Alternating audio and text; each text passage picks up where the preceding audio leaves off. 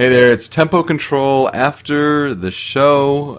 I'm kind of just recording a podcast here to kind of put a wrap on the week and do some spoiler discussion, show you some behind-the-scenes stuff with the show, things that we're thinking of, things that we maybe cut on the cutting room floor there. I'm joined by Joe DeVader. You may know him as the Dobaga. He is on our Tempo Control team, helped write the skit this week for Chrono Trigger. Say hey, Joe. Skit's not a great term for that. I don't know. It was words. And it was funny. It was funny. It was fun to do that kind of editing again because it's been a long time. I so much of this editing I last did for the Show Me Your News podcast, the Game of the Year award show. It was just this big audio extravaganza, and you've written several scripts for things like that in the past, little skits and. Yeah, like the last thing I wrote like that was the witch trial for last thing, which I think turned out amazingly. So that did turn out very well. It was similar in a lot of ways. Using music from the soundtrack, using different people and acting and putting it together. And yeah, I think the music really helped bring that together because for that one, the witch trial for Phoenix Wright versus Ace Attorney, kind of taking off that theme. Like you had an idea of the soundtrack, you knew like which ones you wanted to put in there. But this one, it's just like, it just kind of left it open. I mean, I could really use as many sound effects or, not as many sound effects as I could have wanted to, but then it's just like, oh yeah, music. You said, stop music here, cut music here, but I was just looking through that Chrono Trigger soundtrack and it's like, that track will fit perfectly here. At the end, it's like, yeah, let's do the Epoch theme. And there was a disturbing lack of Burn Bobonga when I showed up spouting my crap though, so... I have to give you a bit of a critique for that. No, it was because the witch trial was the idea for that skit came from listening to the soundtrack, and that wasn't the case this time. So that might have fed into that a little bit. Possible. So you didn't like the choice of Gato's theme there? No, I liked Gato's theme. It worked very well. I just think Burn Bobonga needs more play. I don't know why. It's funny, like if there's for as great of a soundtrack as Chrono Trigger is, I think, that song, if I had to pick one that's like my least favorite, and I know that maybe sound like, heresy, like how could a song on that soundtrack be bad, or how could you not like it? I think Burn Bobonga is probably one of my least favorite ones. Oh, it's terrible, but I love it. And that was one of Uematsu's. It was, yeah, of like the 10 or 12 that he did, yeah. So, you, I imagine, got to listen at this point. We're recording this, just shortly after we made it public on YouTube. You thought it turned out okay? Yeah, I liked it. I think it turned out very well. In the chat right afterwards, I was like, "You missed the Dawn fan," and that was the only thing that I could find. See, now I'm considering it's like, oh god, do I add like a little segment? It's like errors from our last show. let's clear things up. Because that was an interesting one. Like, doing that kind of research for Pokemon things or just all the research in general, that was unusual to do, but it was good. It really took me back to like the Show Me News soapbox days, and that was fun. I missed that. I think we can eventually expand the show format to like having, whether it's members on our team, whether it's guests, kind of record their own soapboxes and submit that. But it's just in the same way that the show will certainly open itself up to a guest format as well. But yeah, these first few episodes we have to kind of find our footing, and that was really, I think, the difficult part this week, where the editing took a very long time. I think I spent every waking hour on Sunday putting it all together, and I recorded early afternoon on Saturday. I spent a couple hours, doing the basic chop and kind of got the flow there, but just it really brought me back to those Game of the Year editing days where it's, pouring over every little detail, making sure every second, every frame is perfect, and then amplifying that with video. I mean, holy shit, it was a lot of work, but at the same time, that's creating everything from scratch. And so, for subsequent weeks, I now have a template in place.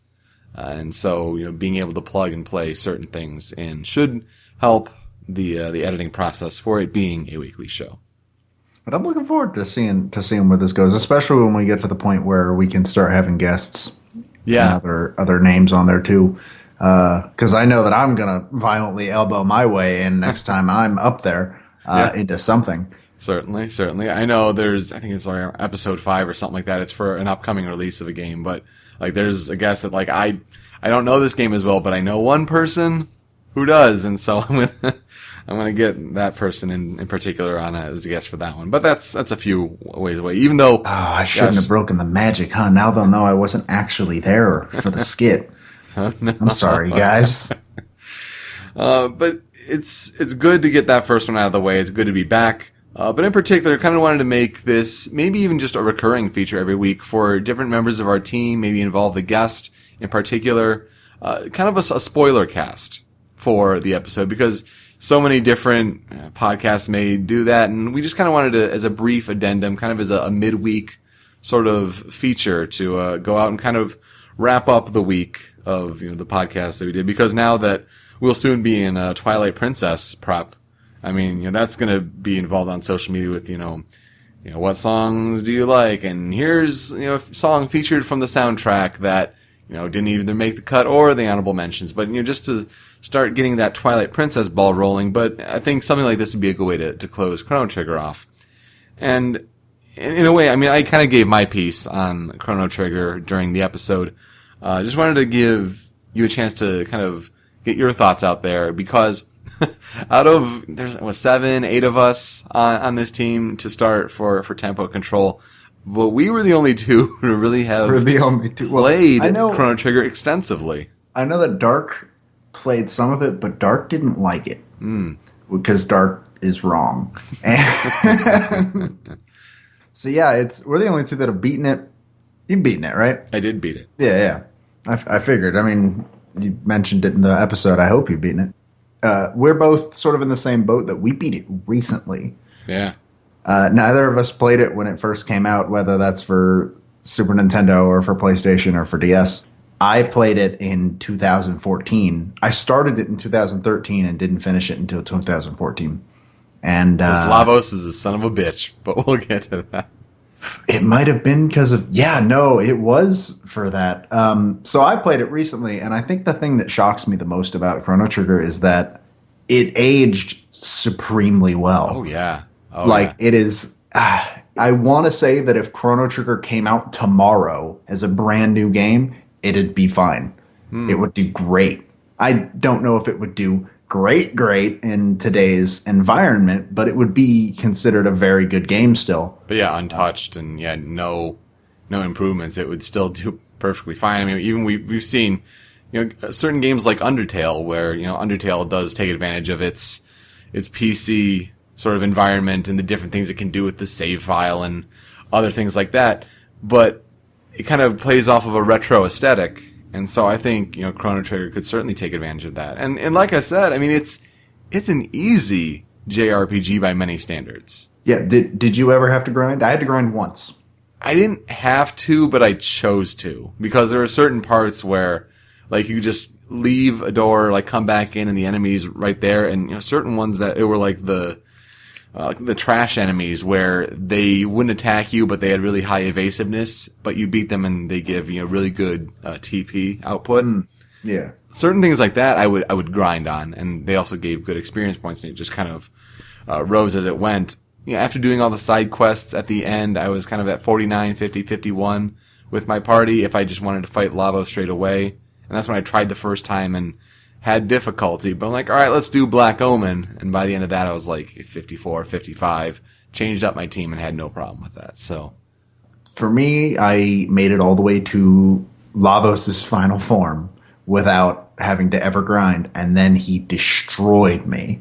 So I kind of figured, I should probably grind. It's that the Dream Reaver, like the ultimate magic attack and the ultimate physical attack. It's like, fuck, you have to be really on your game with, your equipment, your leveling. Yeah. And what I ended up doing, because I mixed up my party pretty well throughout most of the game. I mean, characters like Robo and Luca I didn't use as much.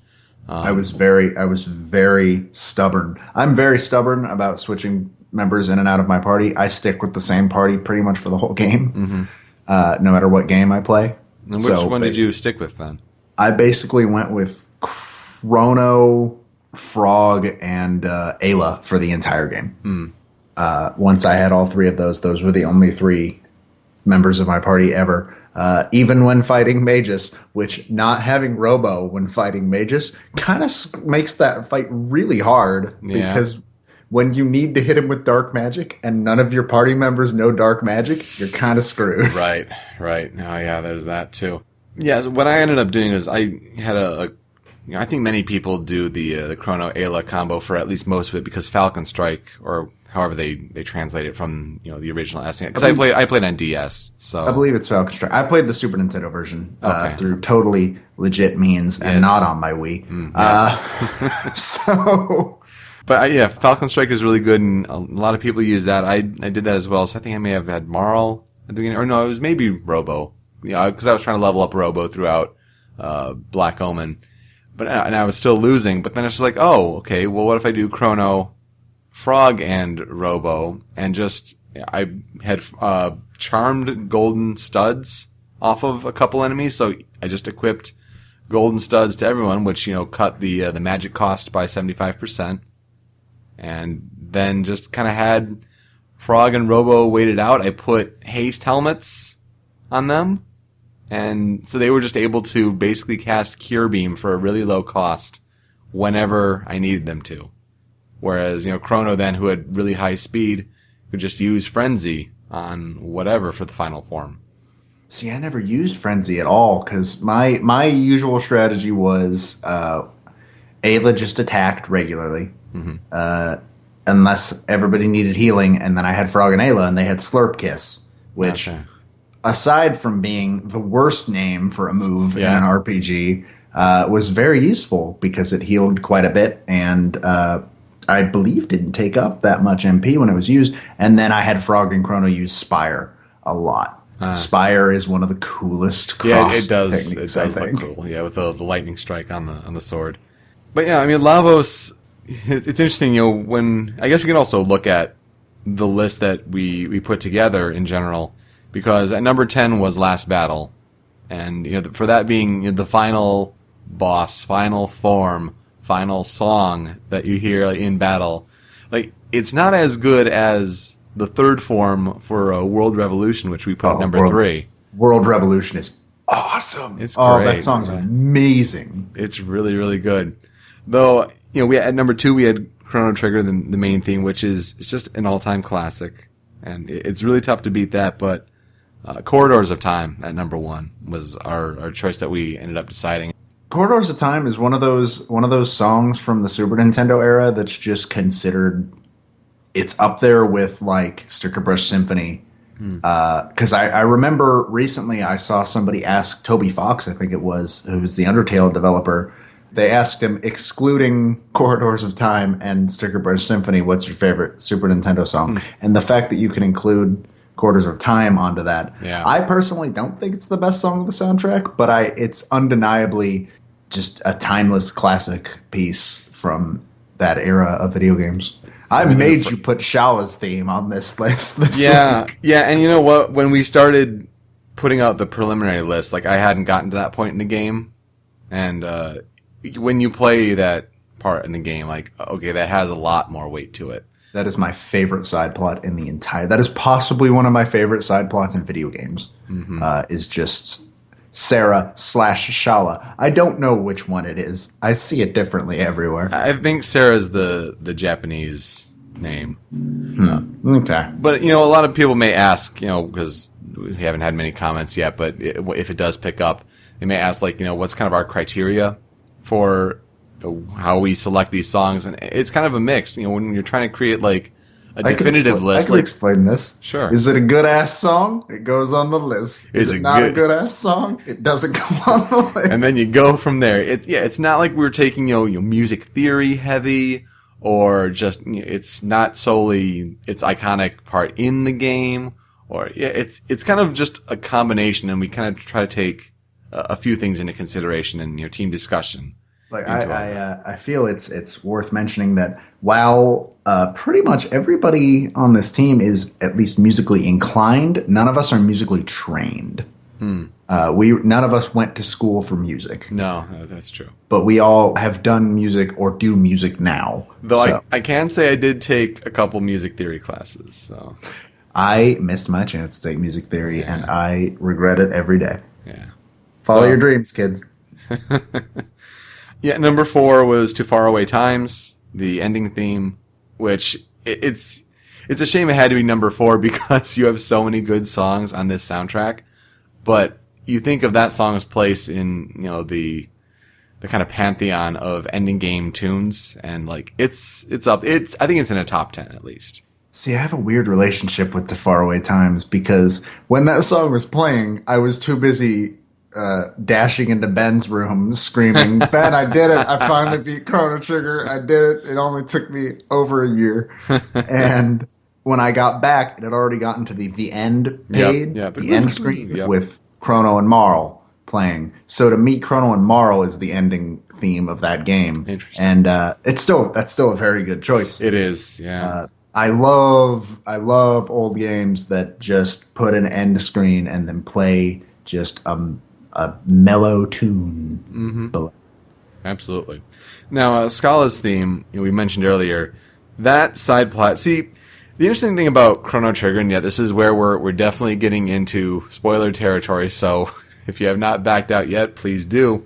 Well, like on one hand, go play Chrono Trigger if this is a Absolutely. spoiler for you. On the other hand, this game came out in the 90s. Yes, this is true, but some people are sensitive to that kind of thing, so might as well. But the whole bit with Chrono dying, it's one of those things that it's really tough to avoid that spoiler. How on the many internet. other games kill their main character? And I not know, just their I know. main character, but the main character that's supposed to be you. Yeah, it's a big deal, and that's why I think it's tough to avoid that spoiler if you follow games and if you read up on them. So I'd known about that, and so when that moment was coming, it's like, okay, this is where it's going to play. Okay, interesting. Of course, I did follow through to get him back, but very fascinating that you don't have to revive Chrono. There's so many branching paths in this game. This game is like revolutionary in its branching paths. So the part though, and this is all tying back to Scala's theme. Yeah, I never really knew about that sort of subplot, and so the whole connection that Magus was Janus, like that's like, oh shit.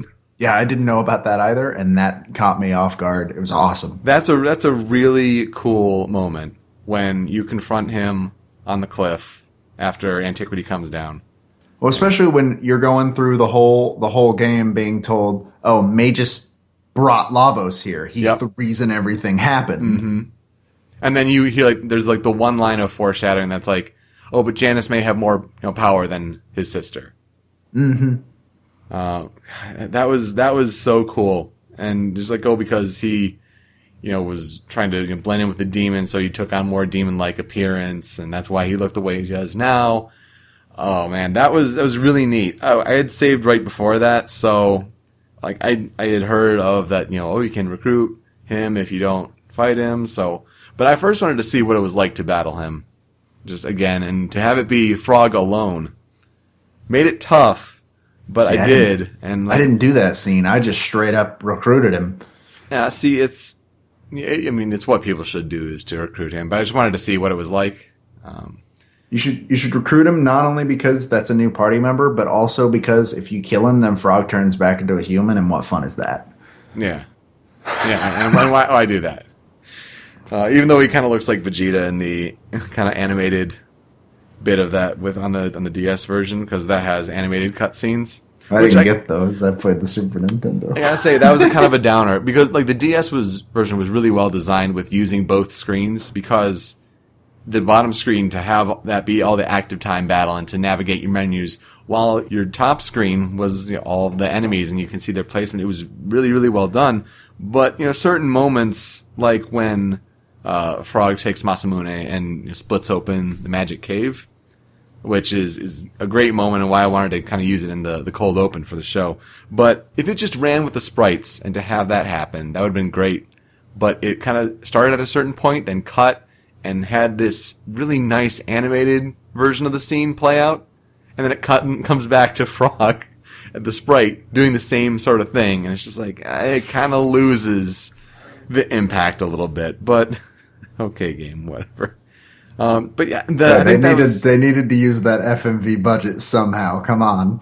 So my point is that at the end of the Beyond Time ending is when you see human Frog Glenn, and from the back he looks like, because Toriyama design, looks like Vegeta with green spiky hair and a muscly build, and it's like, hey Vegeta.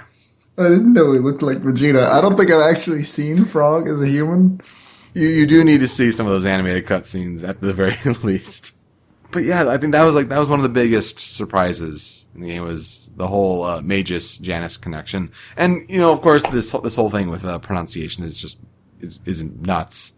I know Pro Jared in his Chrono Trigger video touched on it, but he pronounces Marl's name Marley, and I don't think I know when he was a kid and doing that, but I just can't take that seriously. I pronounce it Marl. Yep. If there was a Y, yes, sure, Marley. But MARLIE. Yeah. It's one of those side effects of the fact that there is no voice acting in this game, and there never was. And it's one of those holdovers from that era when we couldn't hear them say it. So it's like reading Harry Potter and not knowing how to pronounce Hermione because you're an American, and nobody you know is named Hermione. Hermione. But yeah, I mean, it's like what, Magus, just pick it, whatever. And his battle theme was at number 8, which that was a good one. That's one I had known about long before playing the game, but it was interesting to see so many other songs. You're like, yep, that's better than that one. Missing number 6, Boss Battle 1, for such a simple boss theme. That's a good one. Yeah, that's a really good one. All of the battle songs, and I believe there's one that I don't like, but I think it might be Boss Battle 2. Yeah. That I'm not a huge fan of, but I'll actually start humming the battle theme just randomly, the regular battle theme. Yeah. Because it's so catchy to this, and it's still stuck in my head, and I last heard it in game 2 years ago. I have a funny story in particular. I was rendering something in the background that involved that boss battle theme. I think it was the number 6 video bit during the episode, and have it rendering in the background, and I'm checking some email or whatever, and Premiere, which I edit on, once it's done rendering that, it plays that section. So I'm checking some email, and then suddenly the boss battle thing just kicks in out of nowhere, and I immediately tense up, what? So that kind of got me this morning, and that amused me. Wind Scene is one that we put in consideration pretty late in the game, and that was at number 7. But that's just it's a classic. Yeah, that's another one of those famous, we had to have. It's iconic. Requirement. Yeah. It's iconic. Undersea Palace at 9 was kind of more my push. Because I'm not a huge fan of that one at all. I actually really don't like that song, mainly because I did a lot of grinding there. That song rubs me the wrong way. I don't know what it is about that song. I'm just not a huge fan. I just kind of like how dark it is, and just the kind of overwhelming sense it gives you. I remember liking it at one point. Yeah. If that helps. It just kind of overplayed You're Welcome, I guess, a little bit. It's like the closest I can think of that's ever happened to me in another game is in Pokemon Gold and Silver with the Wild Pokemon battle theme. Oh, gosh. I probably liked that song at some point in my life, but I hate it now. Yeah, no, I can see that. I can see that. Anything else we want to mention about Chrono Trigger or experiences in particular? There are just a lot of really, really good moments. I mean, I mentioned it during the show, but the side quest with the Sunken Desert that ends up, you're celebrating in the forest with your teammates, and then Luca goes off to find the portal back to her mom, and I did not get the whole Lara Lara thing my first time around, and I could not live with that negative consequence, and I had to reset And I hadn't saved until before I was entering the Sunken Desert. So I had to go in and get all those items again. I had to face that boss that came out of the sand and had to go try it again. But See, wow. I failed and didn't restart. Ooh. I made myself live with that failure. That's some heavy shit right there. Pretty much, yeah. Back when I was doing the ill-fated second save file, one of the games we did was Chrono Trigger, and that's the reason I played Chrono Trigger, actually. I'd meant to play it for years, and then I finally gave myself a reason to do it. When we decided, hey, we're going to do Chrono Trigger, Dark was like, I know what song we're using for the credits for the episode before Chrono Trigger. What is it, Dark? We're going to use Robo's theme. Have you heard Robo's theme, Doba? No. It's great. It's never going to give you up. It's Rick Astley's never going to give you up. Yeah. And now that I can never unhear that, none of you can ever unhear that. You're welcome, everybody. Was it intentional? Was it not? I don't know. Maybe Mitsuda had it in a dream, and he had spent too long listening to that song, and so it infiltrated his dreams. Who knows? Who knows at this point? It's too close. It's too close. It's weird.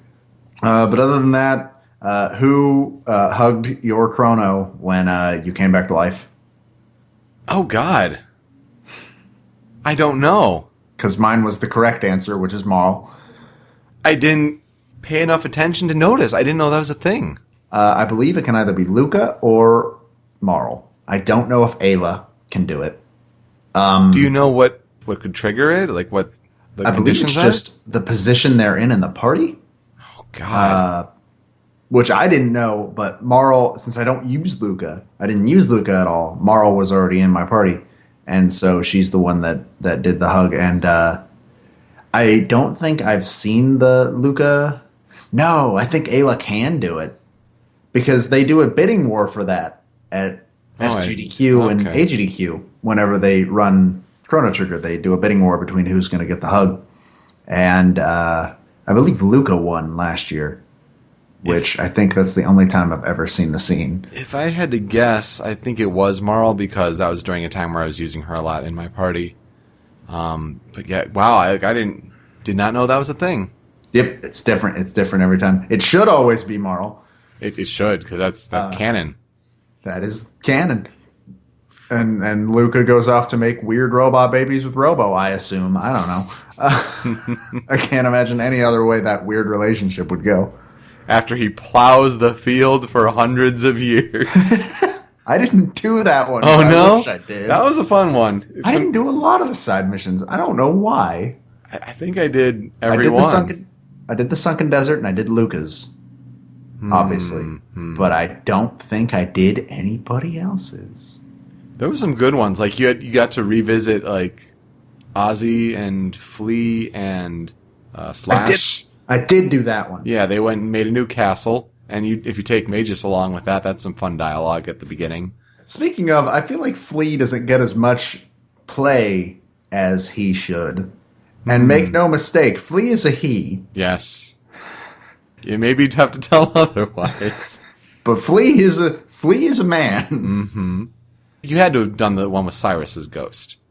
Yes, I did that one. Okay, because that was another really good one. That was very, very good. That's so many games these days are like, here's a side quest, go collect all this stuff and bring it back, and you're like, oh wait, what am I doing in the main story again? But to have all of those be really positive resolutions for the characters' arcs, that was really one of the best parts about this game. I think basically the reason I did them was because I was told that that's the best way to grind.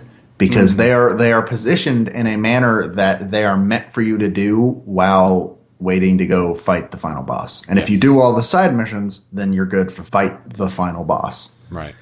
They position those masterfully. That game's just so well designed. Yeah, and I said it on the show, but like it's one of the best games I've ever played as far as just design and all the thought and care put into it. It's one of the 2 games in my life where it might not be in my top 10. It might not be one of my favorite games, but I can very easily admit that it is one of the best games ever made. Yeah, no, absolutely. Period. Another little behind-the-scenes thing is we had a musical number in consideration for this show. Wasn't able to put it together in time. There was just too much else going on. And I'm not going to say what it was parodying because I don't want anyone to go and take the idea because it almost seems too easy, too straightforward. But I'm shocked it hasn't been done already. like, you'd think it would. And the lyrics came up with it should work well, and I'd like to bring it back at some point in the future because I think it's too good of an idea to pass up. But I think we just didn't want to overdo it with the skit and the musical number. I don't want to even set the expectation like that because we have a musical number hopefully planned for this Twilight Princess episode. I didn't want to set an expectation like, oh, musical number the first 2 episodes. Are you going to do that for every single one? No, not really. I believe the initial idea was it'll be a skit or a musical number. Yeah, some creative bit is the idea. It's meant to give a little bit of variety, and also if there's no musical number for that week because nobody can think of one, we can write a skit, and vice versa. Yay! Because personally, like you said, you have a musical number hopefully planned for next week's episode. I am personally stepping away from next week's episode because, sadly, I don't like Twilight Princess. I love its soundtrack, and I'm hoping to play the HD port eventually and see if I've softened up on it, because I honestly don't know if it's because I don't like it at all or because I played it literally less than a day after beating Wind Waker. Well, that might do it. And the Wii Waggle doesn't help. I played the GameCube version, so I don't even have that excuse. What? The GameCube is better, so I'm looking forward to see how it translates into the Wii U. So I'll hopefully play the HD version. Maybe that'll change my mind on it. But for the most part, I don't like Twilight Princess. I'm actually stepping away to work on the episode after that, which I'm very excited for. So that's a good one. It's a good choice for a 3rd episode. Let's put it that way. Yeah, I agree. I think that'll just about do it to kind of give you a little behind-the-scenes look at what we're doing here at Tempo Control, kind of give you a short little podcast kind of after each episode where the dust settles a bit. We kind of talk about the creation of the show. If you have any questions, please feel free at Tempo Control on Twitter, Tempo Control Show on Facebook, Tempo Control Show at gmail.com for email. If you have particular questions in just how the show was created and what were we thinking on certain things, but we also wanted to mix in some spoiler discussion on the game itself, kind of give a wrap there before we head into production for next week.